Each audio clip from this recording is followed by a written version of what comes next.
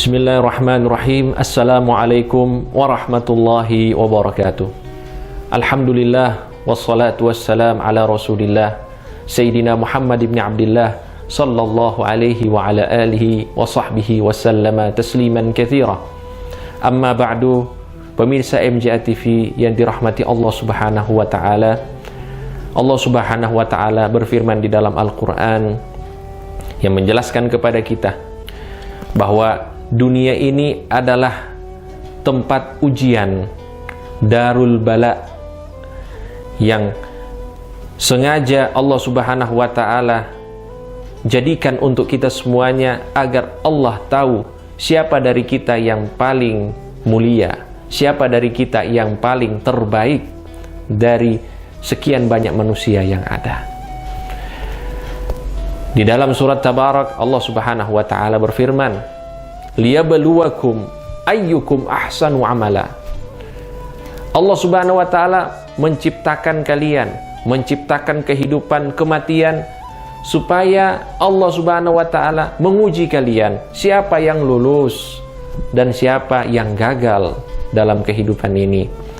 Lulus dan gagal barometernya ialah ahsanu amala, yaitu kita mendapatkan predikat bisa melaksanakan ahsanu amalah. Apa itu ahsanu amalah? Amalan terbaik, yang memiliki amalan terbaik di dunia ini, yang baik hubungannya dengan Allah, baik hubungannya dengan makhluk-makhluknya Allah Subhanahu wa taala. Para ahlu tafsir memberikan penjelasan, termasuk Al-Imam Al-Qadhi Fudail bin Iyad. Beliau menjelaskan bahwa ahsanu amala huwa aswabuhu wa akhlasuhu, yaitu yang paling benar dan yang paling ikhlas kepada Allah Subhanahu wa taala. Pertanyaannya, apakah kita selama bulan Ramadan yang lalu kita sudah termasuk dari orang-orang yang lulus mendapatkan ahsanu amala, yang amalannya yang paling benar sesuai dengan tuntunan Nabi Muhammad SAW, arahan para ulama, dan juga yang sudah yang paling ikhlas pada Allah Subhanahu wa taala? Ini yang harus kita pertanyakan. Kalau misalnya kita sudah mencapai ahsanu amala, apakah kebiasaan dari beramal tersebut masih kita bawa sampai sekarang ini? Ini juga harus kita pertanyakan. Karena ahsanu amala itu tidak semudah teori yang kita sampaikan. Yang ikhlas, yang benar sesuai dengan apa yang diajarkan oleh Nabi Muhammad SAW, arahan para ulama, bukan semudah itu. Karena dalam perjalanannya musuh bebuyutan kita, yaitu iblis, syaitanir rajim, itu tidak mungkin membiarkan kita bisa beramal soleh, bisa mendapatkan predikat ahsanu amalah begitu saja. Tidak mungkin iblis itu menyaksikan kita dengan mudah masuk ke dalam surganya Allah Subhanahu wa taala. Tidak mungkin. Sehingga untuk bisa mewujudkan ahsanu amala di dalam diri kita melalui madrasah sekolah Ramadan yang sudah kita lewati, dan juga kita berusaha di selain bulan Ramadan juga kita berusaha untuk bisa mewujudkan ahsanu amala di dalam diri kita. Dan para ulama memberikan banyak penjelasan dan cara bagaimana kita bisa mewujudkan amalan-amalan terbaik di dalam diri kita, ya, termasuk yang disebutkan oleh Al-Imam Syaqiq bin Ibrahim Az-Zahid. Beliau mengatakan bahwa supaya amalan kita itu menjadi amalan yang terbaik, amalan yang selamat, diterima oleh Allah Subhanahu wa taala, diberikan ganjaran oleh Allah Subhanahu wa taala, maka minimal ada 3 hal yang harus ada. Ini harus kita catat. Jangankan di bulan Ramadan, setelah bulan Ramadan juga kita harus beramal sesuai dengan apa yang disampaikan oleh Al-Imam Syaqiq bin Ibrahim Az-Zahid ini. Karena ini sangat besar manfaatnya. Yang pertama yang perlu dicatat, disebutkan an yara al-idna minal amal minallahi subhanahu wa ta'ala liyaksura bihi al-ujub. Yang pertama ialah ketika dia beramal, maka dia harus melihat bahwa dia mampu beramal itu atas izin Allah Subhanahu wa ta'ala. Tidak ada kemampuan untuknya melakukan taat ataupun menjauhi maksiat kecuali di situ ada campur tangannya Allah. Allah yang membantunya, Allah yang memberikan hidayah, Allah yang memberikan taufik untuknya. Ini hal yang pertama yang harus ada di dalam diri kita.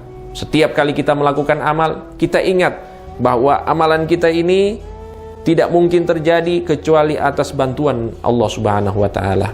Dan inilah makna dari la haula wa la quwwata illa billahil aliyil azim. Para ulama berkata, khallis amalaka bil ikhlas. Selamatkanlah amalanmu dengan ikhlas. Wa khallis ikhlasaka bitabarri minal hauli wal quwwah. Dan selamatkanlah keikhlasanmu. Ternyata ikhlas tidak cukup.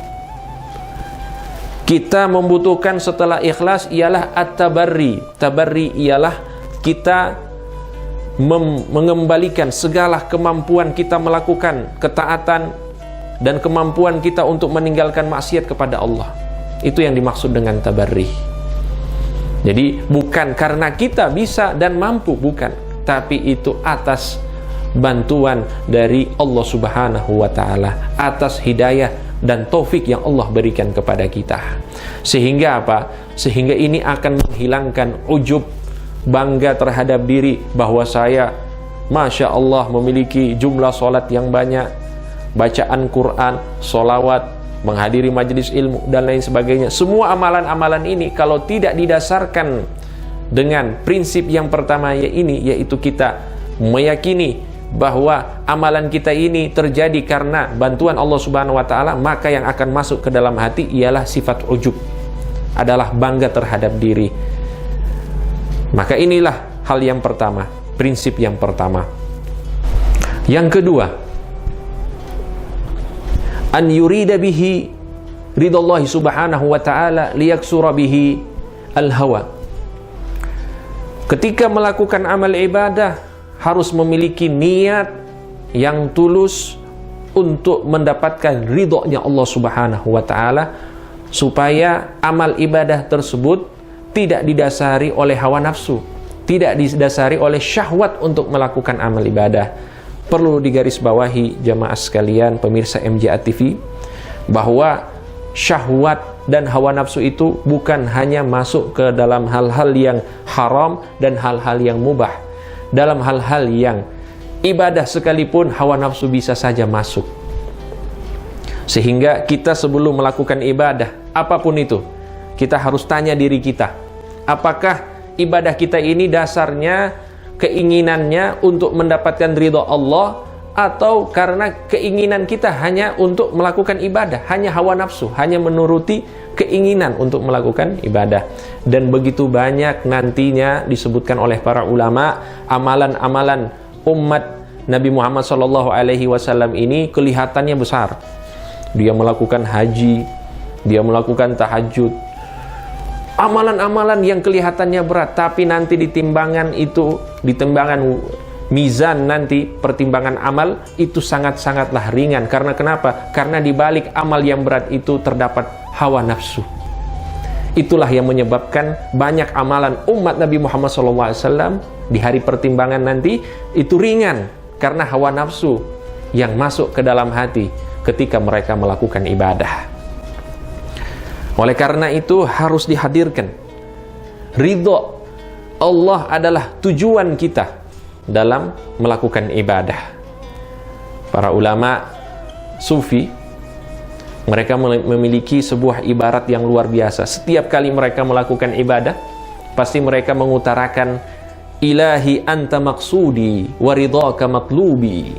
Ya Allah, engkaulah tujuanku. Ya Allah, ridhomu itulah yang kami cari.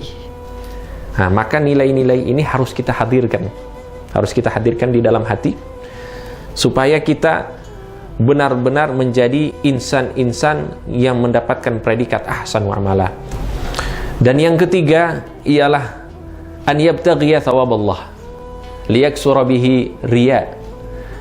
Dan yang ketiga, ketika melakukan amal ibadah yang diharapkan dalam ibadah tersebut supaya mendapatkan pahala dan ganjaran dari Allah Subhanahu wa Ta'ala, supaya kita terhindar dari sifat riya. Karena betapa berbahayanya riya di dalam diri. Supaya kita terhindar dari sifat riya, maka kita harus menghadirkan bahwa yang kita cari ini bukan ganjaran dari manusia, tapi yang kita cari ialah ganjaran dari Allah Subhanahu wa Ta'ala. Maka mudah-mudahan kita semuanya menjadi insan-insan yang mendapatkan predikat ahsanu amalah berkat dari madrasah Ramadan yang telah kita lalui, dan mudah-mudahan kita termasuk hamba-hamba Allah yang mendapatkan kesempatan yang banyak untuk masuk ke dalam madrasah Ramadan di tahun-tahun yang akan datang. Wallahu ta'ala alam. Sallallahu ala sayyidina Muhammadin wa ala alihi wa sahbihi wa sallam. Assalamu alaikum warahmatullahi wabarakatuh.